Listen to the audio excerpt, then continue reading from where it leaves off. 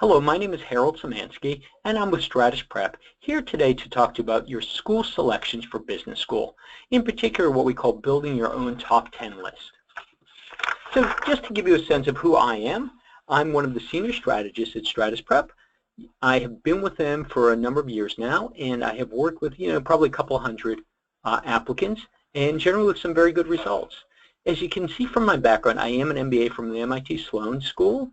But since that time, despite a couple years at Bain & Company, which was neither enjoyable for me or for Bain, I then started a series of companies, anything in the financial service, in the construction field, into print media, and generally, things turned out quite well. And when I had the opportunity to work with, individuals who were thinking about applying to business school, I was very excited about it. That's something that I had always helped my employees with, and I felt like there was some information I could share. And just like all of our counselors here, and we have, a couple dozen or so, my own knowledge of my school, was very, very wide and was really very wide and deep. So really, I bring one perspective about the MIT Sloan School, but then I also bring a broader perspective on the different schools out there. Like many of the counselors, we all have spent time at the different schools, really tried to understand them. And as we think about Stratus Prep's value add, a lot of it is around our ability to not only understand the schools and what they may be looking for in a candidate, but in the reverse, helping a candidate figure out what school is best for them. And that's what we're really doing here today, to get you on that path. So very quickly, who is Stratus Prep? Well, we are a full-service admissions counseling firm. We began in 2006. Since that time, we have had, literally thousands of applicants that we've worked with, and we have gotten, I don't want to say we've gotten people, we have helped applicants produce the best possible application they can, with the results being that we have gotten some people into really fine schools, and more importantly is we have helped people find the schools that are right for them. And you see there a quote from one of our applicants, from one of our clients: Stratus Prep turned my 7 rejections into an MS acceptance. And the way that we're really able to do that is really help people think through what their unique story is and help them tell it, and help them tell it in a way that is actually something business schools are interested in hearing. With that in mind, let's talk a little bit about what hopefully is going to happen today. We're going to begin by talking through the timeline of applying to schools, as well as this idea of which schools are for you. One way that will help you figure that out is through something called the 5 C's of school selection, and we'll get to that. Of course, none of us can accept, can get away from the rankings, always top of mind for most applicants, and we'll tell you sort of what makes sense and what doesn't, particularly what the rankings mean to you. Then we play a little bit of a game called business school brackets, where for some case studies we look at the different schools they were considering and how one, compared to the other. And then finally we talk about next steps. And I think one of the most important next steps that I want everyone here to remember is, we would love to sit and chat with you and get a better sense of sort of what your needs are and how you're thinking about business school. And for that reason, we are going to be offering, 30-minute free consultations with one of our consultants, whether it's me or someone else, just to help you think through this process and helping you understand if Stratus Prep can help you or not. With that in mind, let's sort of dive in. So with regard to the timeline, and some of you may be considering applying round 2 of this year, possibly even round 3 of this year, and many of you are already thinking about next year. No matter where you are in this process, now is the time to really start getting very serious about it. And for many of you whose the due date is only, a couple of weeks, months away, it is really now time to go into overdrive. And that's something that we want to see really, as soon as possible, you folks getting engaged. And for the rest of you who are now just thinking about this process, really a great place to start is just researching your schools. And we'll talk about a little bit later about how to narrow your target list, about what schools make sense for you and what don't. And then for those of you with a little bit more time, you want to take this opportunity to really consider what your weaknesses are and how you're going to address them over the 5-6 months before you apply round 1 of next year. And those can have to do with your professional experience. It can have to do with your GMAT score, even your GPA. And some other weaknesses that you might have in your application. And honestly, everyone has weaknesses. In our time here, at Stratus Prep and the thousands of people we worked with, there has never been a perfect candidate, nor will there ever be. So our job here is to help you think about, okay, where your weaknesses are and how do we help you fill the gaps, or at least be able to explain why those gaps exist. So, to dive right in, which schools are for you? We have a few different lenses for which to consider this. The first lens is what we call the 5 C's, and it comes down to what the offerings of the school are and how they best affect you. So the first, obviously, is the curriculum, what's happening inside the classroom. The next is clubs, which is really what's happening outside of the classroom. Culture is just the atmosphere there. The cost is all about tuition, and is that something you can afford, you want to do? Are we talking loans? Are we talking scholarships? Or is that something that's less important to you? And finally, communication. This idea here of getting to know the schools very well as also giving them an opportunity to get to know you. And we'll go into all of these in much more detail. The second lens is published rankings, and again, this is nothing that any of us can get away from. Who's number 1, who's number 2, who's number 3, up until, for many of you, who's number 25, 26, 27. Honestly, for some more relevant, for others less relevant, but we'll talk through the significance of that. And what we always like to see our candidates or our applicants doing is using the 3 + 3 + 3 rule. And what that really comes down to is choosing safety schools, stretch schools, and target schools. Because again, if you're going to apply to business school, and if you have a want, need, expectation that you'll be going the following year, then you really do need to have a broad range of business schools you're applying to. For some of you, you may say, I'm applying to this year only to my very top choices, in which case, maybe it's just stretch schools. Or the flip side is, you need to be in school next September, you don't care where. Then maybe it's, instead of 3 + 3 + 3, it's 3 stretch schools, 5 target schools, and 5 safety schools. That's something that we help candidates, work out and figure out, again, based on when they feel the need to be in school, as well as, how they really realistically see their chances at some schools. Generally speaking, we live in a world now where target schools are invariably stretch schools, and safety schools are invariably target schools. Even school number 50 in the country is going to have an acceptance rate that is somewhere between 1/3 and 1/2. So nothing is automatic anymore, and that's what we help you understand. With regard to the 5 C's, so we start off with issue around curriculum. And honestly, it's just a question of, does the school offer the academics that gets you to your short-term career goals? For some of you, that may mean courses in corporate finance. For others of you, it may be courses in marketing. And clearly there are schools that start establishing themselves, stronger in one field than another field. Again, frequently that has a lot to do with the ranking of the school. Clearly the top schools are going to be strong all over. As opposed to some of the other schools really start having specializations, particularly when you start getting beyond the top 15 or 20 schools. But even more so, there are only going to be certain schools, no matter what field you're looking at, that are the true leaders there. You can imagine in marketing it's Kellogg. In private equity it's going to be Harvard.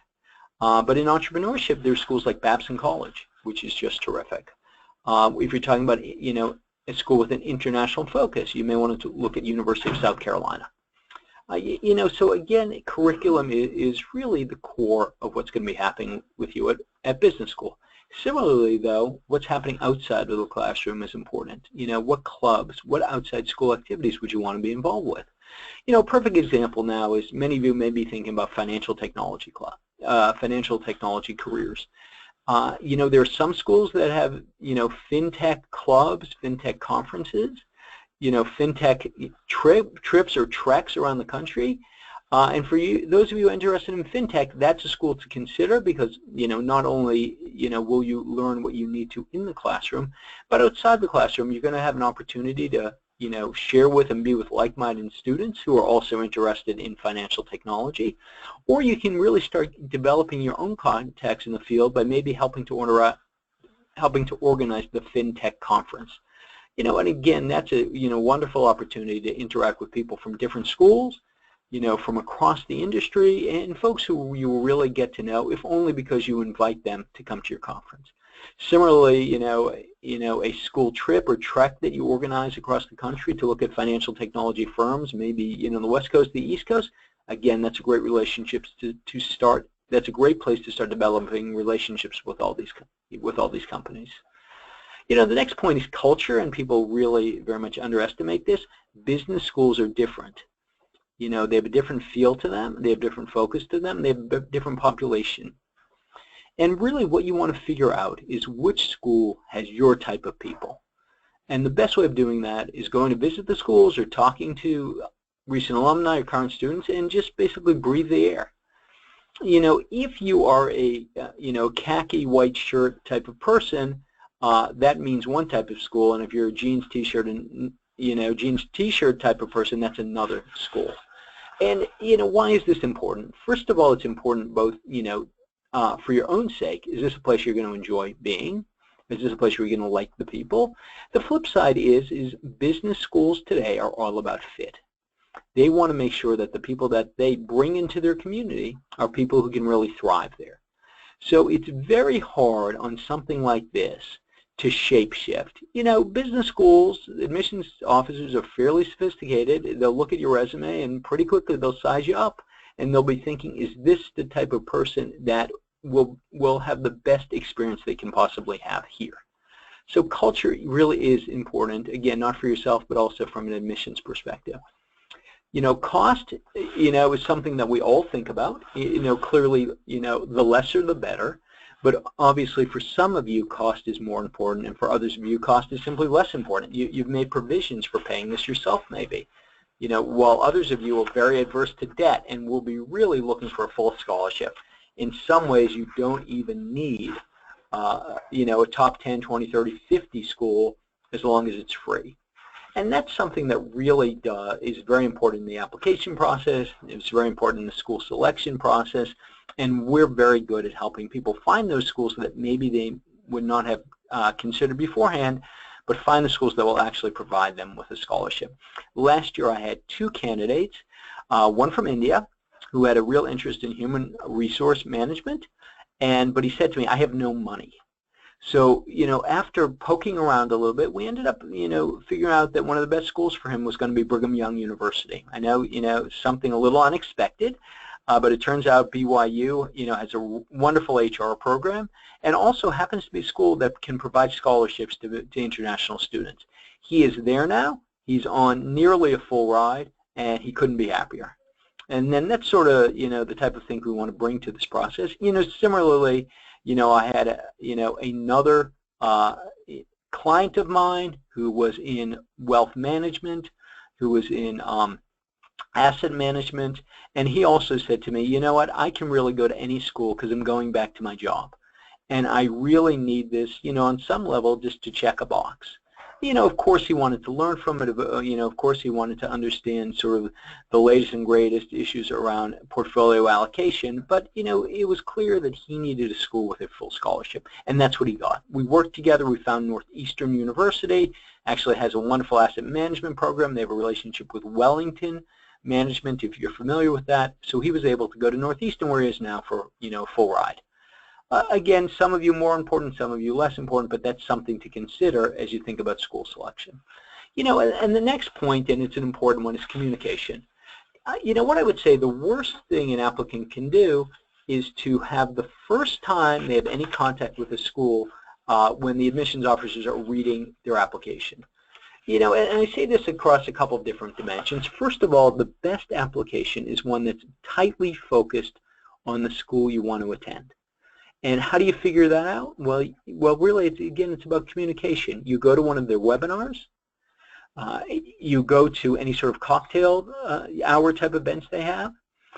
You go there and to the school itself and visit.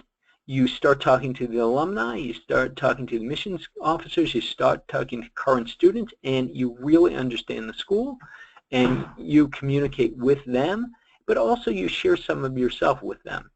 And what I mean by that is, in an ideal world, someone will look at your application and say, I remember this person. And I remember because they went to the webinar, I remember because they, contacted me, after an admissions event and had a very specific and good question. And really, it was a way to get known to that community even before you apply. And that, again, is very, very important, and that really bodes well for you as an applicant. At the end of the day, this is a very human process. It's a group of people reading another group of people's, applications. And if you can make personal connections, that is very, very valuable. So let's talk a little about U.S. News and World Report's 2016 rankings.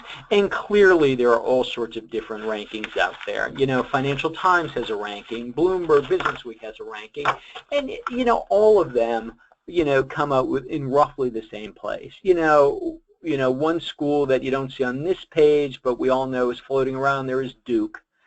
That's another great school. Other schools that float in and out, Yale, for example, floats out sometimes. Haas floats in a little bit higher. And at the end of the day, we all have a general sense of the top 15 schools that make up the top 10. And all that I mean by that is there's enough flexibility in this ranking, really for you to get a sense of not exactly where schools lie as much as, whose company they keep. And traditionally we talk about Harvard, Stanford, Chicago, Penn, MIT, Kellogg as sort of tradition, maybe Columbia, schools that have traditionally, been considered the strongest on some dimensions, but these not be the dimensions that are important to you. And that's what is always important to keep in mind. A number one school in the ranking need not be the number one school for you for all sorts of reasons, which we will talk about. So here you see schools 1 through 10, not particularly surprising. On the next page we see schools, 11 to 25. Suddenly that's getting more interesting. There are schools here that maybe you wouldn't have considered. There are schools here that in particular have some growing reputations. About 10 years ago, if we were to look at the school rankings list, Duke would not be in the top 10. Today, it really is considered a top 10 school. Even in Businessweek had it as, I think, number 3. So that keeps in mind also just the, the fluidity of this ranking system. Again, there's always going to be schools that are at the top 5, but then there are schools that are on the right trajectory, and maybe now's the time to consider one of those schools. I mean, a perfect example is Vanderbilt. A few years ago, it was maybe a top 50 school. Now it looks like it's, touching the top 20 schools.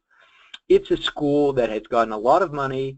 It's a school, that is developing, that has always had a great reputation, but mainly, a southeastern reputation. Now it's getting a national reputation for its law school, for its medical school, and for its business school. If I were to look at this list of schools here and think, okay, which school will be a top 15 maybe next year or the year after based on momentum, then I'd certainly look very closely at Vanderbilt. And of course, there's a bunch of other schools on here as well. And what I would even go further to say is that the schools 25 and beyond are in many ways the most interesting, where there are bargains, where there are great schools, great education, as well as really setting you off on a terrific career track. And in many ways, those are the schools that are less known, and those are the schools that we help you think through. So just to give you a sense of sort of the competitive landscape, and I think people are always a little bit surprised by that. As you can see here, Haas is right now accepting about 10% of the class. MIT about 9%. I just, was speaking to somebody at MIT, exchanged, an email or two with the folks over there, and they got 5,700 applications for 450 spots. And this is, in round 3, which nobody ever gets accepted in round 3 from MIT. They're likely to get even more. So you're looking at it at a admission rate of about 9%. Wharton is probably around 8%. Harvard is around 7%. And what has traditionally been the most difficult school to get into has been Stanford Graduate School of Business. This year it comes in about 6%, about 1 out of 17. Next year I anticipate being 0% because nobody will actually meet their criteria for acceptance. These are hard schools to get into. We all know that, but what does this mean in real terms? What it means in real terms is, first of all, if you would apply to just these 5, and if you're an average candidate, meaning your GPA is above average, your GMAT is above average, your years of work experience is above average, and you're a very solid candidate. You have great extracurriculars, you have great job work experience, even if you have everything going with you. If you apply to all of these 5 schools, there's a 2 out of 3 chance that you get rejected by all of them. it is so difficult to get into these schools now that this idea of, oh, if I just apply to Wharton, Stanford, Harvard, let's throw in, even a Duke, let's say, there is a very strong chance you simply will not get in anywhere. And in real terms, this means making the first decision. Do I definitely want to be in business school next year? And if I do, then I have to start thinking about what schools do I have a strong chance at getting into. Again, some of you may say, okay, I only want to apply to the top 2, 3, 4 schools. We support that. We certainly help you shoot for the moon. We encourage people to, but at the same point, we cannot say you have a particularly outstanding chance of getting in here. And for us, and it comes back to, our philosophy. And our philosophy really comes down to, we cannot say whether or not you're going to get into a school. We don't have a crystal ball. When you're looking at schools that are even accepting just 1 out of 3, there is a chance element involved here, a certain element of randomness. Lightning has to strike. But what Stratus Prep can do for you is make sure that you put together the best application you possibly can to give you the best chance you can possibly have. Beyond that, we don't have a crystal ball, and we really won't know if you get in, but we do know what a good application looks like. So one way of looking at business schools and what your choices look like, we call it, business school brackets. And just like the NCAA basketball tournament, we set off one school against another, just a thought experiment here. And there's different ways of making your final list. Some people use Venn diagrams. A school that's in the Northeast that focuses on healthcare, that's not too big, what schools, fall in that category. And single elimination, again, just a thought experience here, sort of fun, but let's see it in action. So these are, in this case, it's a actual candidate that I had, who right now is at Vanderbilt and having a wonderful time there. But let me tell you how we got to where she is, how she created her list, and sort of what some of the final determining factors were for her. So she went to a state school out in the West Coast. She did okay.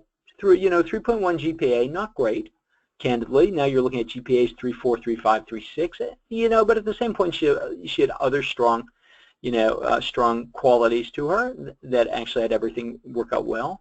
GMAT was 640. Her quant score was in the low 40s. Again, sort of middling.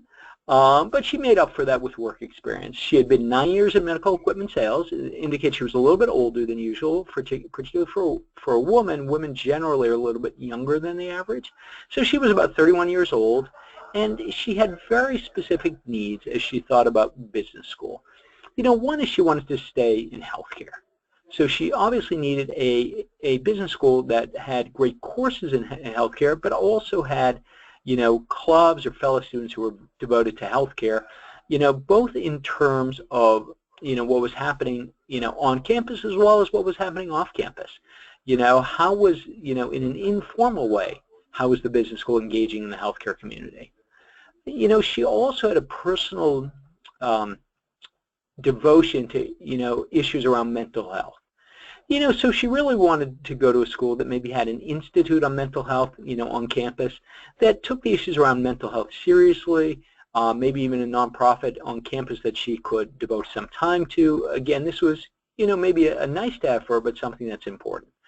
And this for me was the most surprising thing, the culture she was interested in. She was from the West Coast, living up in Silicon Valley, and she said she had had enough of it. And for someone who's sitting in Boston right now with the weather of, around 40, I could never imagine anyone telling me that they wanted to flee the West Coast. But, honestly, she was ready for something different. And she had, something very specific in mind. And that was she wanted to be in a smaller city, a city with a personality to it, a city that she would enjoy living in for a couple of years, have a great experience, but not necessarily stay there. With regard to cost, it was certainly nice to have. Again, she had spent, 9 years, the past 9 years saving up money to go to business school, but like anybody else, cost is a factor, even if she only got a little bit of help. as far as communication goes, she was, somewhat, aggressive as far as getting to know the healthcare club leaders at all the different schools she was interested in, as well as, taking advantage of some of the admission programs that they have specifically geared for women. And, a number of the schools do. Duke just had their Women's Weekend a couple weeks ago, and, I've had clients who've gone to those, and for many it's just been a, wonderful experience. Both in terms of, particularly I have a client who's still raving about the Duke program from a couple weeks ago. It really allows them to sort of understand the admissions process from a woman's perspective. There's a lot of great support systems there, as well as they got to know, a particular school very well. And these Women's Weekends are in many different schools, but it gave them sort of a unique view into the school. So how did Rosie think about this process? And she first of all recognized it. She was more of an 11 to 25. When it came to ranking, she was likely to be at a school that was somewhere between 11 and 25, and that was certainly her aspiration. With maybe a couple of reaches thrown in there as well. So, one school, a couple of schools, again, just, starting off here is, she looked at number 11, Virginia, she looked at number 12, Duke, and for those of you who don't know Duke very well, it is at the center of the healthcare world. It's just, first of all, it has great national reputation, school on the rise, but healthcare is something they have a tremendous focus on, a huge number of companies there. In the Research Triangle Park area, of which Duke, is centered in, they have a huge number of pharmaceutical companies, so Duke was a natural for her. And Virginia, simply not as strong in healthcare, so she put that one aside. Similarly with Ross, Ross and Duke rank about the same, but very different focuses, just very different focuses. Ross is very much more operationally focused. They actually have a nice group focused on sustainability, less on healthcare. Honestly, if she was going to be in sort of that, Raleigh-Durham, Chapel Hill area, that struck her as a lot more fun than Ann Arbor, Michigan. I'm not sure that's true or not, but she loved Chapel Hill, and she loved that area. So then we again just kept on sort of trying to expand her list. Again, thinking about Ross, thinking about Cornell, thinking about UCLA, and honestly, none of them worked for her. None of them worked for her at all. UCLA has great school, not, good in healthcare, but honestly, she did not want to be on the West Coast. She didn't want to be with Cornell up in Ithaca. I completely understand that. And again, Ross wasn't the place for her. She didn't want a college town when all said and done. We then got to University of North Carolina versus Texas. And honestly, University of North Carolina, just like Duke, it's in the center of sort of the medical industry. Chapel Hill is a great little city, and she couldn't get by this idea that Research Triangle Park in North Carolina is so prominent in the world of healthcare. So she liked Texas, she liked it a lot, but at that point she was going to place it aside a little bit and just give it a little bit more thought. So when it comes to Texas, just going down the list in a very informal way, Texas versus Carnegie Mellon. Carnegie Mellon, Pittsburgh, again, wonderful healthcare city. Actually a city that has a great personality to it, great restaurants, that was very appealing to her. And that's why Carnegie Mellon checked a lot of the right boxes for her. Texas versus Emory versus NYU. Again, talk about a healthcare school, Atlanta, National Institutes of Health. She loved Emory. Atlanta was a city she liked, a little bit less personality than some of the other cities, but she liked it, so it was going to be Emory. And with regard to school personalities, at the end of the day, she just liked Texas. It had a nice vibe that she liked. She felt she found her people there, so Texas was on the list as well. And two schools that only bubbled up towards the end of our conversations was Olin and Owen. Similar names, similar rankings. Olin is Washington University in St. Louis. Owen is Vanderbilt University. And Olin, what's really great about WashU in St. Louis, it's a tremendously entrepreneurial city, has probably more startups per capita than, practically, at least let's say a top 5 city in that regard. St. Louis is a fun city to be in. Amazingly, it feels like the right size, a little bit grittier than some other cities, but people really enjoy WashU. Again, great community. She loved the people there, working on a number of different dimensions, and Owen for very much the same reasons. You know, Nashville, great healthcare community, great ties to it, has a medical school, which makes a difference. She absolutely loved Nashville. There was no sort of getting beyond that in a lot of ways. And she loved the people there. And that, you know, and that is a school with a personality. It's a school where people are very supportive of each other. You know, it's like they sing Kumbaya at the end of the school day every day. Just a great, great school. So in the end, you know, so what did her final list look like? You know, so Duke was there because of its location, and that actually was a place she also found her people. She went to a women's weekend there, and she just loved it. You know, University of North Carolina, similar reason, similar location. You know, she liked the school. Carnegie Mellon, healthcare, great city, fun, you know, a little bit less of her people, but she was, you know, comfortable with that. Emory, similar situation, great in healthcare, didn't like the city quite as much, you know, didn't quite find her people there, a little bit more, you know, khakis, Oxford shirts than maybe she liked, as opposed to Texas, which was exactly her people. She loved it, you know, she loved everything about it, except not as healthcare strong as some other schools. And then it came to WashU and Vanderbilt. And they just, you know, were absolutely terrific for her, worked on many, many different dimensions. She was really very, you know, very, very struck with all of them. You know, and finally sort of, you know, just putting our heads together, you know, thought we'd push off just a little bit and think about, you know, one true stretch school and one true, you know, I'm going to use the term safety school here, or at least one school that she was more competitive with. You know, Kellogg, she loved, you know, happens to have a great healthcare focus there.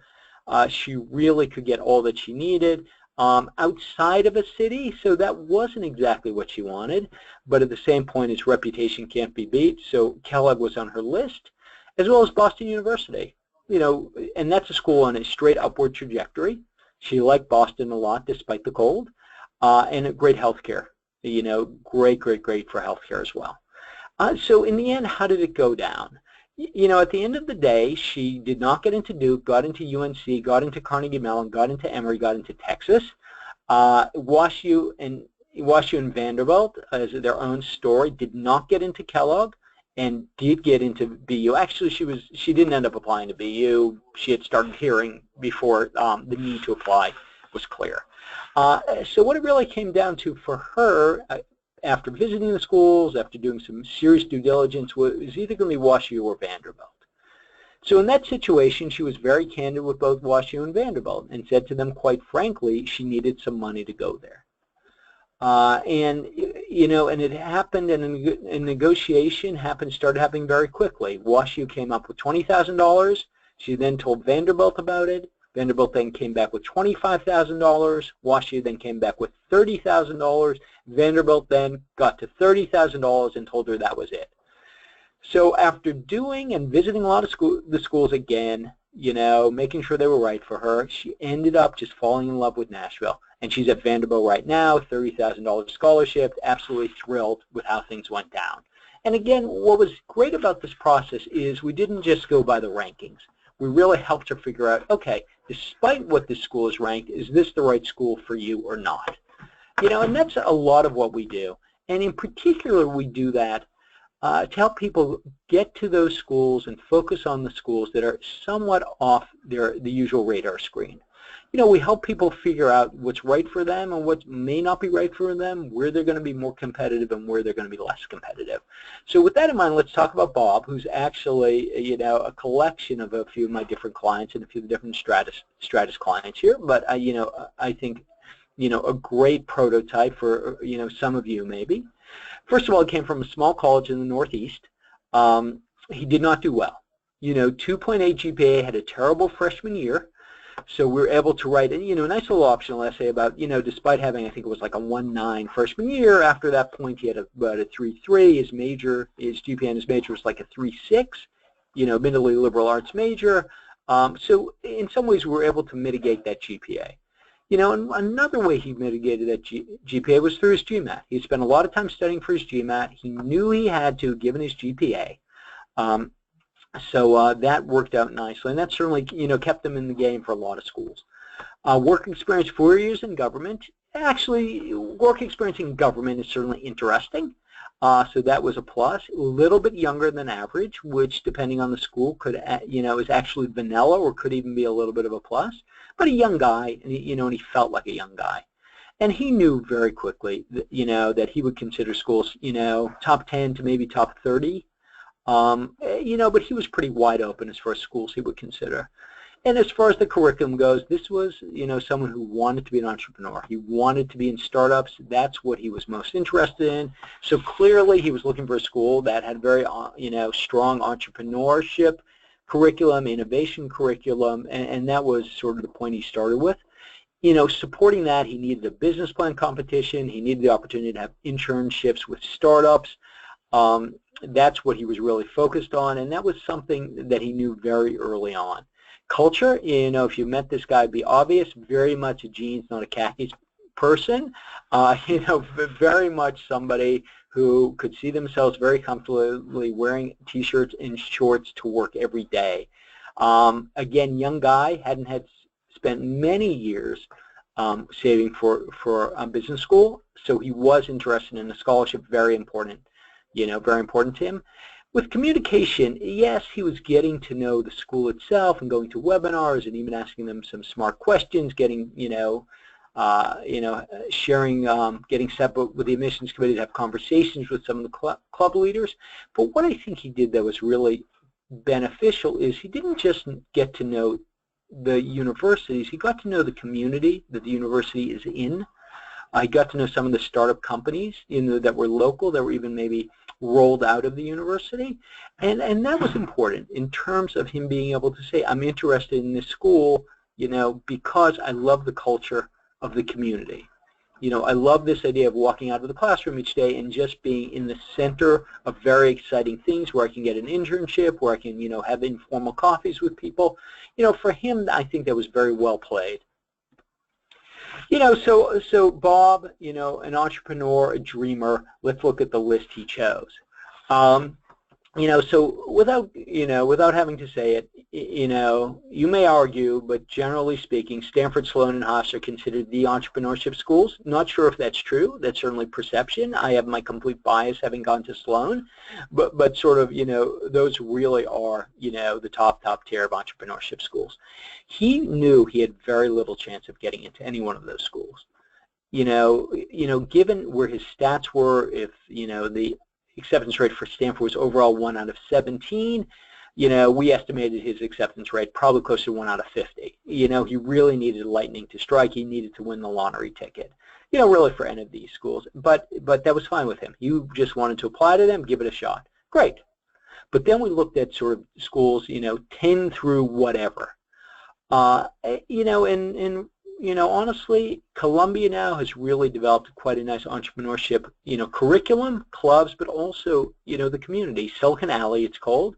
Columbia has great ties to the startups there, and it really has made a name for itself. New York generally is a great entrepreneurship city. And honestly, Tuck, and again, we all have our biases here, but just given its location, it's hard for Tuck to have sort of the same entrepreneurial community. Next great entrepreneurial school is Carnegie Mellon. And Pittsburgh has a wonderful startup vibe. Carnegie Mellon is a technical school, an engineering school, so you have a lot of tech-focused startups coming out of there, and just a real can-do, atmosphere there. So Carnegie Mellon was really interesting to him. More so than Ross. Again, Ross a little bit too far away, not quite the same. Yes, entrepreneurial, curriculum, just not quite the same, I would say, outside networks. Ross is not quite known, or traditionally has not been a big entrepreneurial school. And similarly, Yale versus Cornell. Yale, growing reputation in entrepreneurship, not what some of the others are, but by being in New Haven, close to New York, close to Boston, you have some, wonderful relationships there. So in some ways that gives the edge to Yale, but then you think more about it and, apply to Yale or applies to WashU, a guy like this, unlikely he'll get into Yale. WashU in St. Louis, that's a school that he could see himself getting into and going to. Also a wealthy school, so some certain scholarships, possibly available to him. And honestly, St. Louis has become a real entrepreneurial hub for the Midwest. They have innovation centers there. I believe it's a city that has been totally outfitted and wired with fiber. I mean, the little things that go into an entrepreneurial community, they're doing very, very well. You know, again, the university is involved, the city is involved, sort of an exciting city. The more he learned about Olin, the more excited he was about it. Then we get into sort of what I would say the schools beyond the top 25 schools. One is Babson College, which is in Wellesley, Massachusetts, which has developed a tremendous reputation in entrepreneurship, not just because of its location to Boston, but they actually have graduates starting companies and getting funded. And, you know, even at the top schools, Stanford, Sloan, and Haas, you know, I bet as a per percentage of students, Babson does better in terms of getting their students out there and building companies. You know, not to mention that, you know, success in entrepreneurship leads to more success. A lot of Babson startups around, taking on Babson graduates, a lot of venture capitalists with Babson ties, you know, and suddenly, Babson has a wonderful reputation. Plus, it's a great place to go to school. Great environment there. The people who go there love it. You know, a little cult-like, but just a wonderful school. And again, if you're thinking about entrepreneurship programs and you can look beyond the Stanford, Sloan, and Haas, Babson should be on your list. You know, Boston University, coming at it from a slightly different angle, meaning, you know, just because of its location in Boston, just really at the heart of just, you know, location-wise, it's right in the heart of things. So BU, you know, has strong ties to some of the local startups. Send students there for internships, then, you know, are involved in some of the business plan competitions, and BU is a big school, you know, a very strong school across every dimension, a wealthy school, so obviously BU was on the list, you know, more so than University of Virginia, you know, for the same reasons. University of Virginia, hard to get into for him, certainly less likely to get a scholarship, if not impossible, even if he were to get in. You know, farther afield, not in an entrepreneurial place. Yes, has done some things with regard to curriculum, but, you know, just simply put, not a lot of their students go off and found companies. If they do, it's not going to be in Charlottesville, Virginia. So again, BU sort of won that, you know, won that playoff, even though UVA on some rankings would be higher. You know, then we talked about some bonus schools.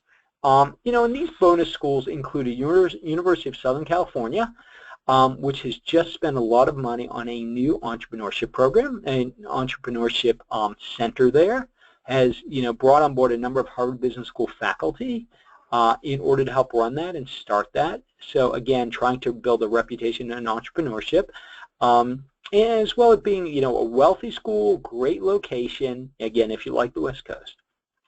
You know, the final school that I want to point out is a school called Boise State in Boise, Idaho, which, if you've heard of it, you know, kudos to you, because most people haven't. Boise, Idaho has made a true effort to become an entrepreneurial hub. They're considering themselves, you know, the next Boulder, Colorado. So if you're not familiar with Boulder, you know, Boulder was the next Palo Alto. You know, really a great entrepreneurial community, a lot of startup companies happening in Boulder. Boise, Idaho, you know, wanted to do the same thing. Boise State wanted to be the university for this. So Boise State, you know, went out to, you know, the Harvard Business School Innovation Lab, its startup incubator, and basically poached from there the head of that program, a guy by the name of Gordon Jones, who joined Boise State as, I think he's the Dean of Entrepreneurship and Innovation. He's there to make things happen. Boise is, just by the nature of its location, is just bringing a lot of smart people there, people that because of cost, you know, are now abandoning sort of Northern California and Washington State and Colorado, and they're finding sort of this wonderful mix of entrepreneurial spirit, pioneering spirit, you know, again, just a great place to go to school. Generally, it trends a little bit younger. Younger people are going to Boise State, but if you are one of those people who are looking for an adventure, I would certainly highly recommend Boise State. So in the case of, you know, this candidate we'll call Bob, you know, his list is, you know, fairly clear, though obviously much different from the rankings you may be seeing in Business Week. But for him, this list is quite, you know, quite the right list. If I had to guess of where he'll end up, he's not anywhere now. It would probably be Babson, Southern California, Boise State. If he was in it for an adventure and wanted a scholarship, I'd encourage him to go to Boise State. But that just gives you a sense of how we at Stratus go about thinking about what school is going to be right for you. And again, we have a lot of different dimensions that we encourage you to think about schools, to think about what's going to be most important to you, and obviously for each person, it's very much individual. Maybe you have a spouse you have a spouse who works, so you need to go to a big city for him or her to get a job. Or at the same point, you've had that experience of a big college town and you loved it and you want to go back there. So you find your way back to Madison, Wisconsin, or Ann Arbor, Michigan, or wherever. These things are all important. And I think most important is for you to understand that there are many different ways, many different places you can get the education you want, and then following that you can get the job that you want. Because at the end of the day, all of us are here to make sure that you find the right place, you get into it, and then you have the best experience you can. With that in mind, I'm going to, have a little bit of a commercial here just as I wait for some questions to come in. It'll be my pleasure to answer some questions next, 10, 15 minutes or so. So with regard to Stratus Prep, what we'd like to say is we don't know how we're going to help you, but the reality is let's have a conversation to see if we can make that clear. And we start off generally with a 30-minute conversation. There's no charge for that. And, and we can find out a lot of things there, including whether or not we can be helpful to you. And that is really what we're here to do is, how can we find ways to be helpful? And whether that means helping you with school selection, or maybe that means helping you with essays, or maybe that means with helping you figure out what deficits, we need to overcome for you to be the best applicant possible. And that's what we're here to do. And, recent AJAX survey, which is the board that sort of manages all of us, figured out that less than 20% of applicants do this process on their own. Right now, most applicants are getting, some help, and we'd love to help you as well. And we have some other, strengths that we can tell you more about in the conversation, not the least of which is we have a broad, stable of counselors who've gone to all the top schools, who read essays for all the, from their school. If you went to MIT Sloan, it's likely that if you apply to MIT Sloan, it's likely I'll be reading your essay at some point. As well as we're a team here. No one ever works with a single counselor. You're going to probably be working with 4 and 5 people who are always pushing your application in the right direction. With that in mind, let me see, I see a question coming in here. Could you let us know your thoughts on the reputation of the different rankings? Which ones are the most respected ones, if any? Yeah, sure. U.S. News and World Report is sort of the big dog here. All the other schools are, all the other rankings are, first of all, very rarely is there a surprise in them. But when there are a surprise, they're discounted very heavily. Business Week this year bumped up Duke and Yale quite high. And, I have to tell you, Duke and Yale are great schools, but they're not numbers 3 and 5, which I think is what we saw with Business Week.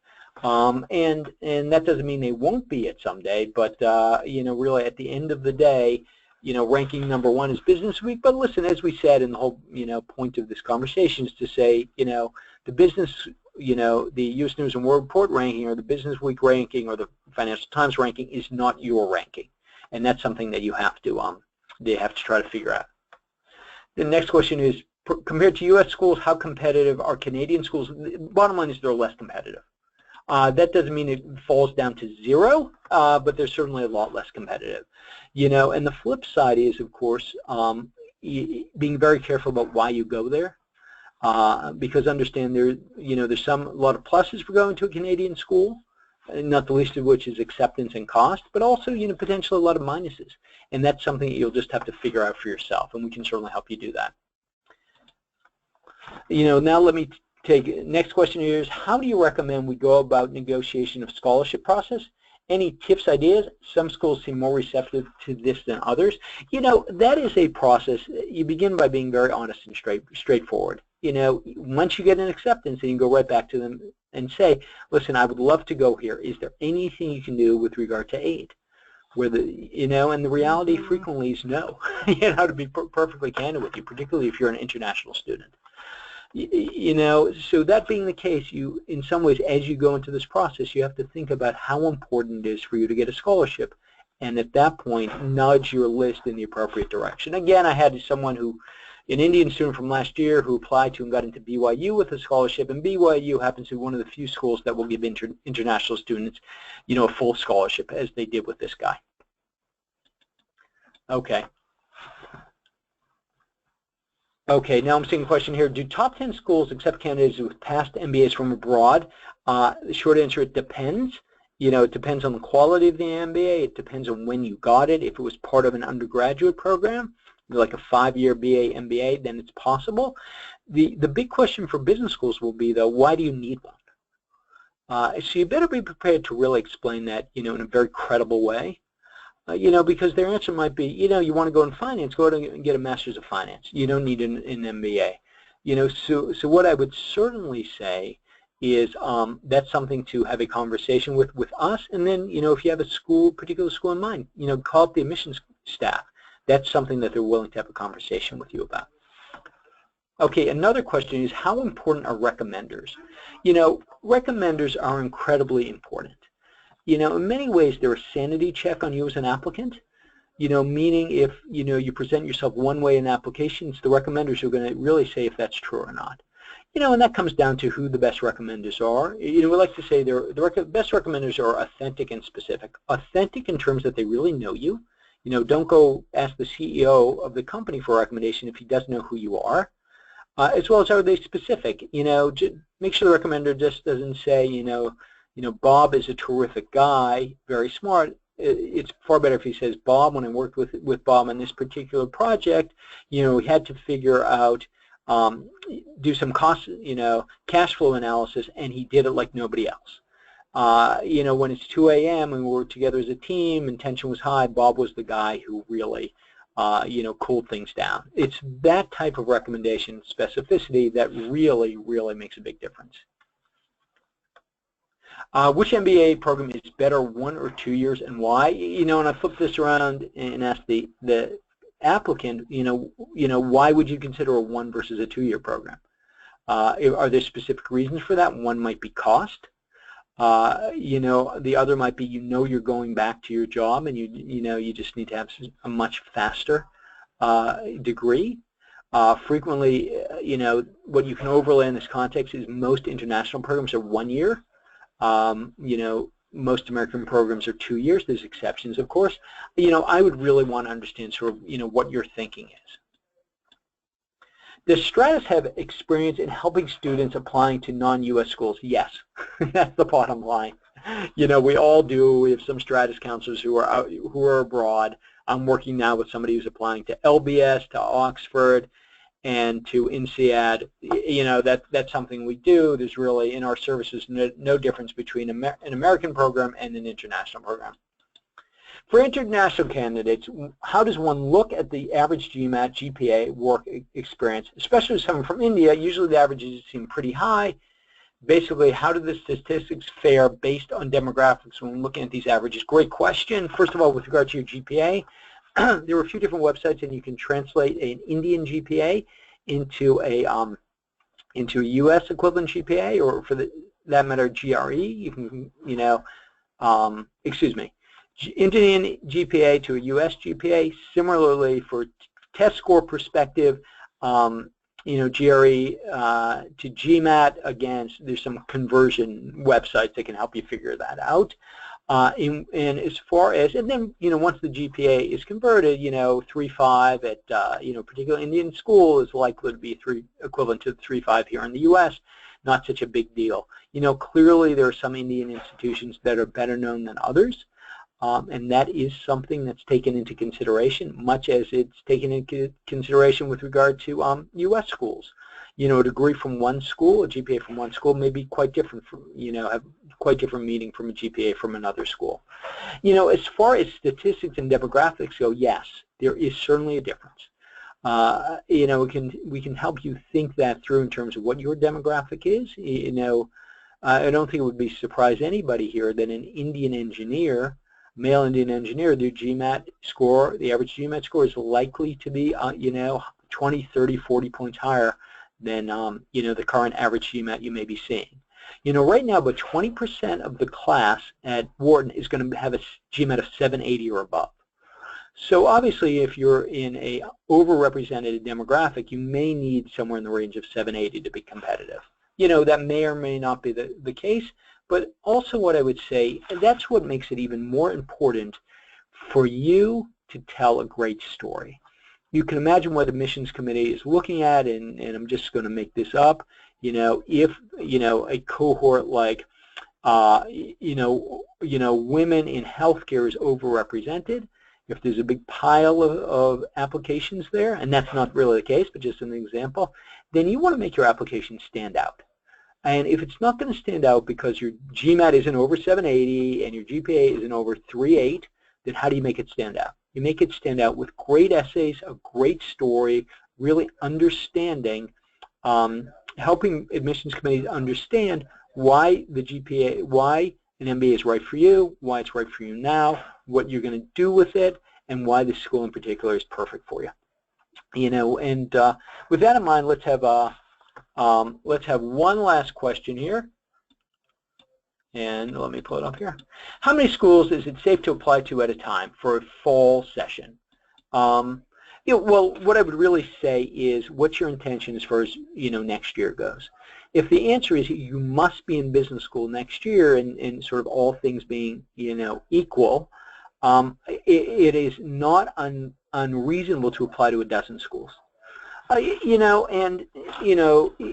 Obviously that's sort of a rough number. If you're the type of person who just wants to be into any school and isn't even targeting the top 5 or 10 schools, then maybe it's only 6 to 8 of these more schools with lower acceptance rates, or schools that are simply not ranked as high. Again, very difficult to know what your own situation is, but again, I've had clients who have applied into the teens, many schools in general with good results. But of course, every application requires work, and it's also a subject of how much time you have. That's going to be an important part of it as well. So with that in mind, just to close up here, let me again say that ideally I would love to sort of meet and talk with you individually. In order to allow us to do that, please sign up today for a free consultation. You'll be getting some information from us about that as well.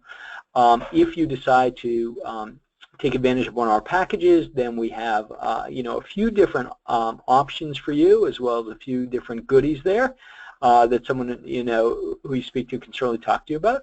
Includes things like a free profile development package, and what that means is if you're not applying for a year, then let's talk about what your weaknesses are, and let's help you figure out how to get over them. So with that in mind, I'm going to say goodbye, but I'm hoping that all of you will reconnect with Stratus, and let's both figure out how we can help you. Thank you.